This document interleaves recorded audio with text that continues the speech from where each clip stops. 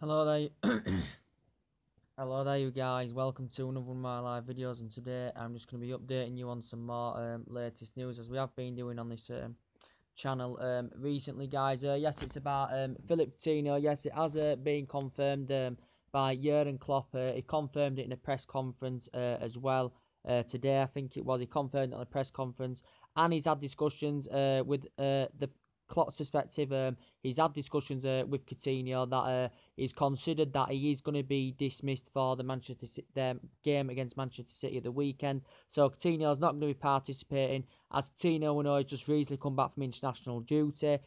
Klopp's basically insisted he's looked very, very happy. He said he's looked very happy, and he's been training properly well since he's come back from international duty. And Klopp had confirmed he's a wonderful player for that. He said he's a wonderful player for our squad. He wants to get fit and he wants to play for this club. And this is what Jurgen Klopp has just basically, he insisted this out. But Klopp had confirmed he's going to consider putting him back into the team when he regains full fitness. So he wants him to be fully fit, does Jurgen Klopp, and then he's going to currently select Phillip Coutinho in the starting 11. So he's missed Liverpool's first 5 games as Phillip Coutinho, because we know there have all the rumours over the majority of the window. Barcelona had been heavily linked with him. The process of it, Liverpool had turned down 3 bids from Barcelona, but I presume Barcelona will revive their interest in January to try and get the current players. So we'll see what happens, but it's been confirmed. They've had discussions. Klopp said it's been a good conversation. The player's gone along with it. He said he's accepted the decision 100% as Phillip Coutinho, and he's going to carry on training, because Klopp knows Liverpool have got games coming up thick and fast. So this is basically just being confirmed. It was a debate whether he was going to be starting or whether he wasn't going to be starting. He did participate against Ecuador in international break. He got his name on the score sheet in that game. Did he participate in the second game? I can't really remember if he participated. I didn't really watch that, but yeah, he said since he's come back from international duty, though, he's been happy, he's been in a good mood, and he's had a chat with Jurgen Klopp, and apparently he's agreed with this. He is going to be dismissed for the Manchester City game till he regains full fitness, Phillip Coutinho, because we know he's been injured. He's suffered a back injury. Phillip Coutinho, and Klopp says as well, them two have a strong relation together, do Klopp and Phillip Coutinho. The player that they've had 4 years, the player that they purchased for £8.5 million from Inter Milan back in 2013. So he has been at Liverpool 4 years now as Coutinho, and his performance is fantastic. His attacking mid, he can play a win, he's skillful, he's competitive.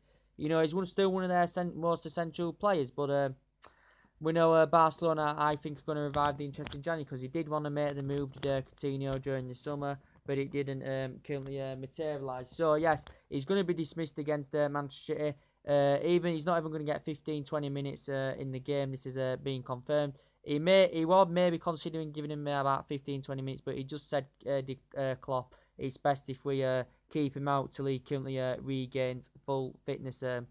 The current player, but he's very creative, very competitive player. He did score 14 goals and he produced 7 assists last season for Liverpool. We know he's on a 5-year deal with Liverpool, or is it a 4-year deal as well? But yes, we know Coutinho, what Klopp said, they've had a conversation, they've had discussions, and he seems now very, very happy since he's come back to his international duty, but he did want to make the move to Barcelona, as that had been confirmed. So he has been dismissed for the Manchester City game as Phillip Coutinho. I don't know when he'll be playing in the next game. God knows, I don't know when. I presume he'll be still training, still to get a full match fit, to regain full fitness, and then Klopp will consider him putting him back into the team, Phillip Coutinho. So that's been confirmed about that. Obviously, Liverpool in the August transfer window, wanted to get Van Dijk. Right at the end, they try and got the pursuit of Lamar. With the Van Dijk situation, I keep saying now, it's confirmed he's in first team training now with the rest of the Southampton squad. Had he been training separately before? But, with resistance and the Southampton's reluctant to offload the player during the window. We know from the player's perspective that I did want to make the move. But Southampton don't know actually when he's going to be participating in their games. Do Southampton, due to Van Dijk's injury, because he has been injured since January, as He's been injured since January. Van Dijk's got, I think, a 4-year contract with the club.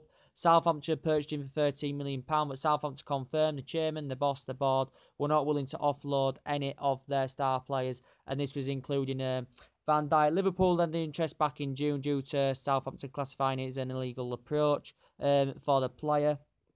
Van Dijk, but he did put that current transfer request in 3 weeks ago, you know, so he could insist he wanted to make the move. Chelsea had been interested, Arsenal had made inquiries over the player as well. He'd been spotted in London a couple of weeks ago, Van Dijk, and then recently, just before the window went, he's been spotted at John Lennon's airport, and suggestions are stirred up then. He was making the move, but with Southampton not prepared to offload the player. Liverpool convinced they could wrap up a £70 million deal for Van Dijk, because obviously one player's player of the season with Southampton as well.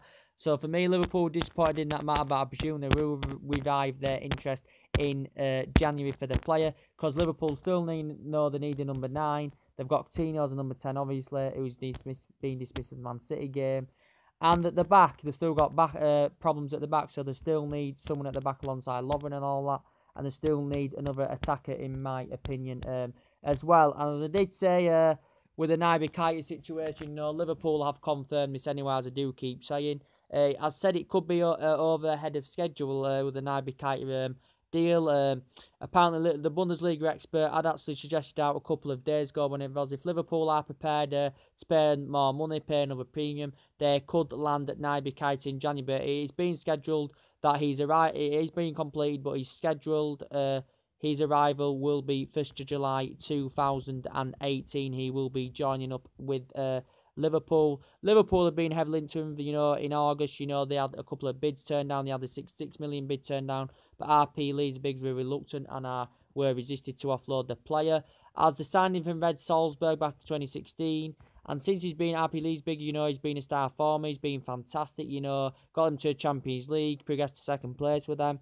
And just before the current window shut, the club had confirmed that they'd signed the player. The club website had confirmed they'd signed the current player.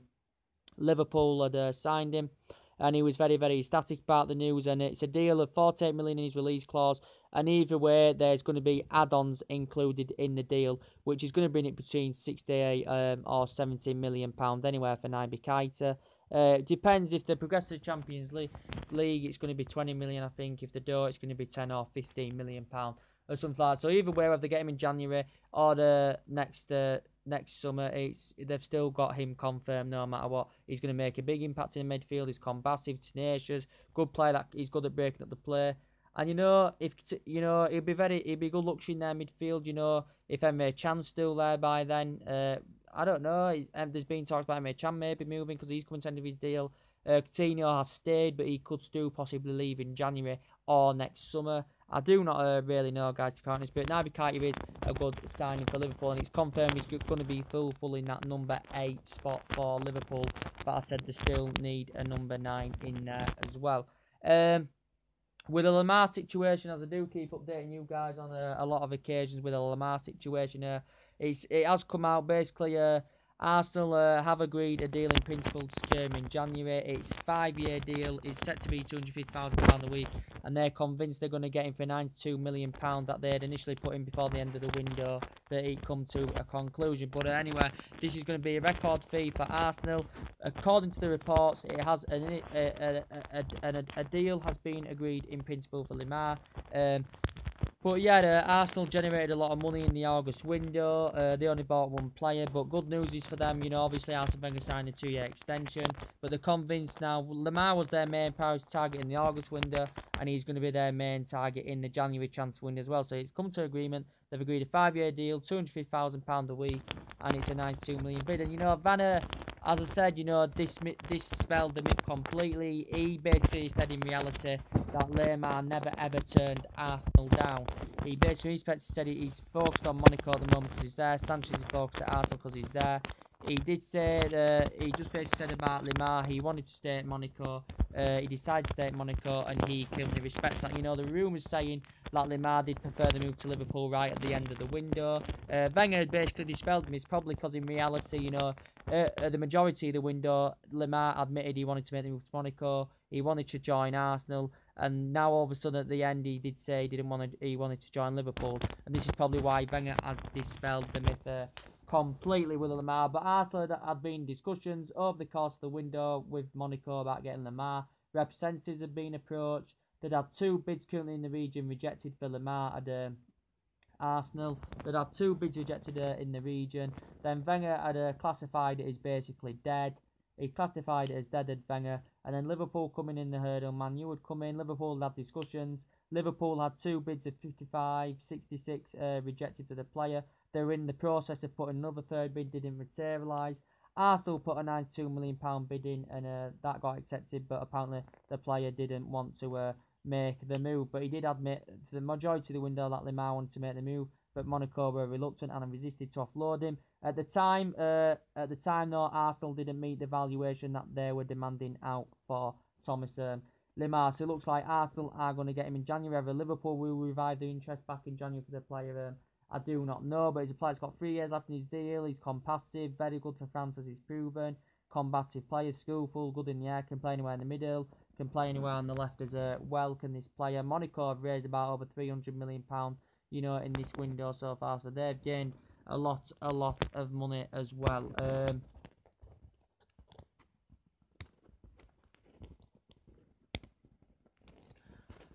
Wait there.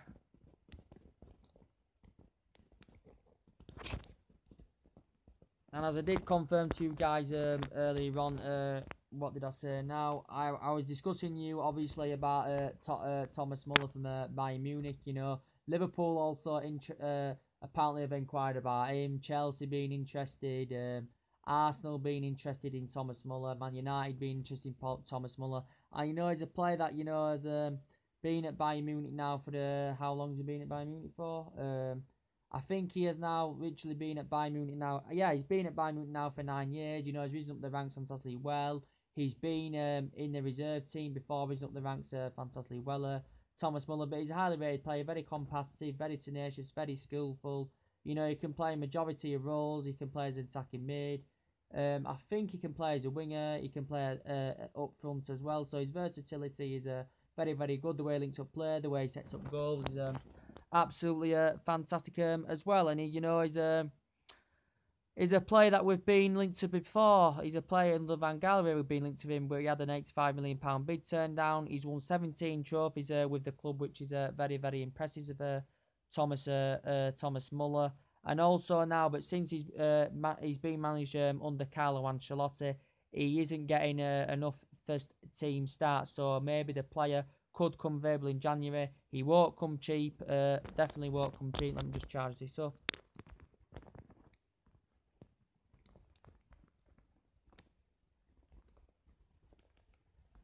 Right there, guys.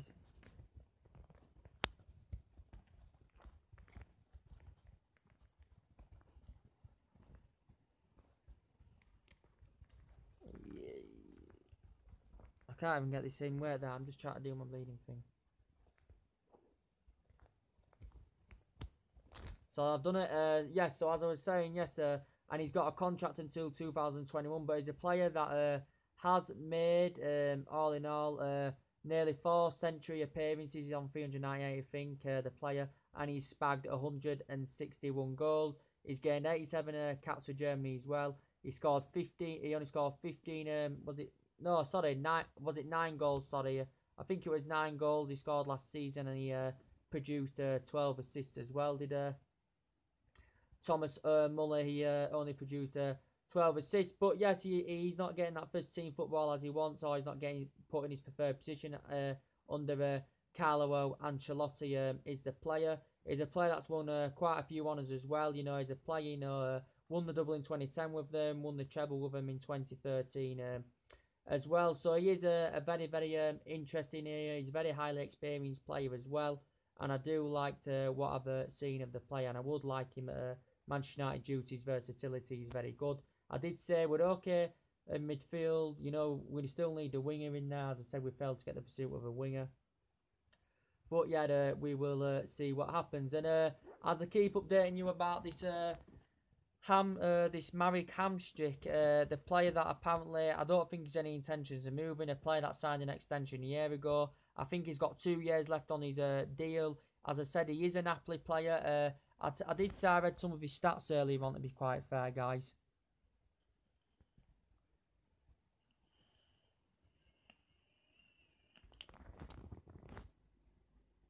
I read some of his stats earlier on. Very, very impressive. You know, he's a player, you know, risen up the ranks. He's been at a couple of teams before. Can't pronounce him, as I said. In 2007, he joined Napoli, and he's been there for a decade, and he's achieved fantastically well. This player, he's provided a lot of assists during his time in the Serie A with Napoli. He's also won Serie A Team of the Year. He's won Slovak Football of the Year on 6 occasions. He's won Team of the Year, and he's also won Serie A Young Footballer of the Year as well. And he's won a couple of other stuff as the player as well. But he's combative, he's tenacious. He's the vice captain of the team. He's an attacking midfielder. He is age 30 years old, but he did admit he may not have any intention of leaving. But you know, if Man United to approach a player, or any teams from Germany, or any teams from Premier League, such as Manchester United, Barcelona, and Bayern Munich, he said it'd be a tough decision to turn Manchester United down, and he basically said it'd be one of the most toughest decisions of his current career. And this is basically what the player himself has actually clarified that it would be a tough decision. Is a player, all in all, who's made is a player that I think that's made about 450 appearances all in all as this player. In all competitions, I think he's bagged 113 goals, and he netted 15 goals as well last season, did the current player. So he looks a very, very impressive player. He's also gained 99 caps or 97 caps with Slovakia as well. So he has been at the club for now a decade as this player. So he looks a very, very impressive player. Wait, I'm just going to have a few puffs this because I do like smoking this whilst I'm on my channel, guys.